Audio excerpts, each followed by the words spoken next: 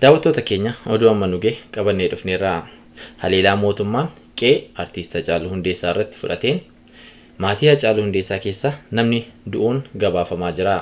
Hiriyyaan Hacaaluu Hundeessaas akka du'e gabaafamaa jira. Kanaafis nuti gara Ambootti bilbilee odeeffannoo funaanuu dandeenye siniif dhiyeessinaa. Ayyee mee maaltu jira? Amboo maaltu jira? Yeroo ammaa uummanni magaalichaa walitti bahee ni kaan naannoo mana warraa Hacaaluu jira. Reeffa fuunee Finfinneetti deebi'uu qaba. Finfinneetti wareegamee Joorji Filoo isa daandii irratti du'eefu uummanni bakka inni du'etti bahee yaadannoo guyyaa dheeraa hanga guyyaa 10 godhee sirna awwaalcha isaa bakka sanatti godhaa ture. Nus immoo reeffi isaa bakka itti wareegametti ol deebi'ee guyyaan kennamee achitti namni yaada isaa ibsatee sana booda awwaalamuu qaba jechaadha uummanni jechuudha. Amma mootummaarraa namoonni dhufanii mana maatii Hacaaluu dhukaasa jira beektaa? Dhukaasa jira jechuu dhageenya. Mee dhukaasa haala akkamiin deemaa jira? Dhukaasa nama mana irraa ittisaa jiru. Eenyu dhukaasa jira? Qaama mootummaati. Daandiirra dhukaasa jira. Daandiirra dhukaasa jira. Innis immoo ijoolleen naannoo mana irraa dhiibamnaan gara daandiitti ba'anii dhaadannoo dhageessisaa reeffa keenya inni tolleeffachuu qabna waan jiru jira.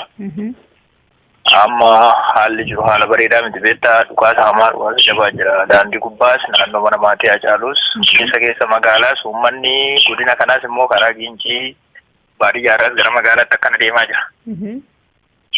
Kana haalli kana booda ta'u waan beekuun qabu amma garuu dhukaasa saamaatu jira. Namni du'e dhaga'amaaf hin dhaga'amuun beeku amma natti nan dhaga'an dhukaasa. Dhukaasa jabaatu jira. Kan nama dhaga'u kun dhukaasa jechuudha. Sagalee dhukaasaati amma kallattii hundaan magaalaa keessa faca'anii dhukaasaa jiru. Uummanni gartokkeen iddoo manaa jira. Kaan immoo manarraa deemee dhaadannoo dhageessee reeffi keenya Finfinnee amma rukutame nama iddoo hiriiraa iddoo dhukaasichaa amma namni rukutamu mala haala yaaddessaatu jira. Tole mee gara fuulduratti maaltu ta'uu qaba jettamee? Uummanni Oromoo tokko waan godhu wal marii wal dhageettii nama isa fuuldura jiru miidiyaa kanallee dhaggeeffachaa adeemsa isaa qindeessaa deemuu qaba. Wanta amma deemaa jiru waan salphaa isa fakkaatiin. Dhukaasa baay'een dhagaa jira. Kun dhukaasa meeqaniin dhagaa jiru? Dhukaasa walirraa hin cinne jira. Dhukaasa walirraa hin cinne jira. Innaa Oromoon akka sabaatti wal dhaggeeffatee nama isa fuuldura jiru dhaggeeffatee wal dhagaa deemuudha. Amma naannoo Finfinnee kanatti faca'insa wanta ta'aa jiru namni keenya akka malee miidhamaa jira jechaa jiru. Ijoollonni naannoo sanaa nuu bilbilanii kutaalee Oromiyaa hedduu keessatti namni keenya miidhamaa jira. Miidhama nama keenyaa eeguu wal dhaggeeffachuu garatti deeman akkatti deeman waan godha wal mari'achaa deemutu furmaatan siin jedha. Tole galatoomii yaadannoo kan itti ulfaadhu. Ayyaayye.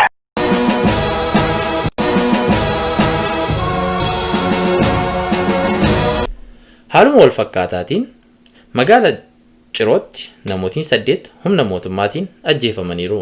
Namootan 8 keessaa tokko daa'ima waggaa 10 ta'uunsaa gabaafameera. Itti dabalataan magaala Direedawaatti namootiin 3 humna mootummaatiin ajjeefamaniiru. Haaluma wal fakkaataatiin magaalaawwan gurguddoo naannoo Oromiyaa jiran hundatti mormiin itti fufee jira. Okay. Akkam jirtu Finfinnee irraan beekna.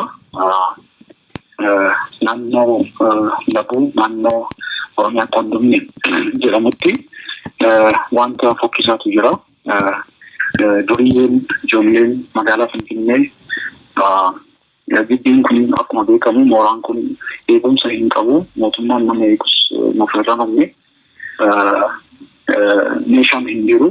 Garuu ijoolleen duriyyeen magaalaa Finfinnee giddii kanatti seentee uummata baay'ee doorsisaa jirti. Maskootii caccabsaa jiru. Kondominiyeemii seenanii nama baay'ee rakkisaa jiru.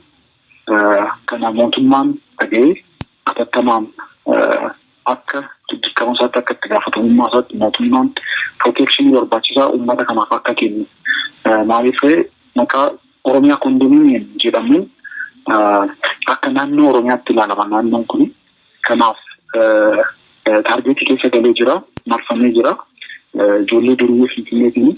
Kanaaf mootummaan atattamaan uummata kana akka baraaru, proteekshinii akka erguuf. Poolisiin tokko naannoo kana hin jiru yeroo kana giddii kana keessa guutanii dhaabatu. Amma garuu yeroo kanatti poolisiin tokko illee naannoo kana hin jiru. Uummanni sodaa fi muddama guddaa keessa jira. Kanaaf mootummaan atattamaan akka humna protection ergee fi uummata kana akka baraaru iyyannoo baay'eetti nu qaqqabaa jira. Kanaaf akkuma kan inni dabarsan barbaanneeti baay'ee galatoomaa.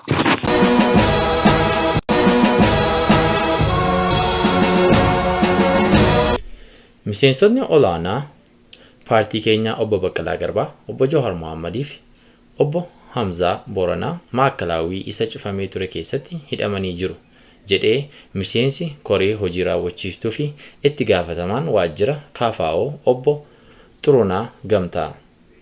Maatii obbo Baqqalaa Garbaa keessaa intala isaa Boontuu Baqqalaa akkasumas konkolaachisaa isaanii dabalatee namootiin 40 ol ta'an hidhamanii jiru jedhan.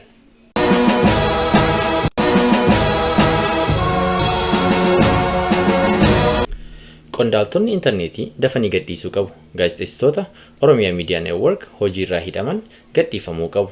Akkasumas gaazexeessitoonni mormii jiru nageenya isaaniif osoo hin sodaatin akkasumas bilisummaan akka hojjetan wabii kennuufii qabu jedhan bakka bu'aan CPJ Saharaa Gadi Mutookii Muummoo.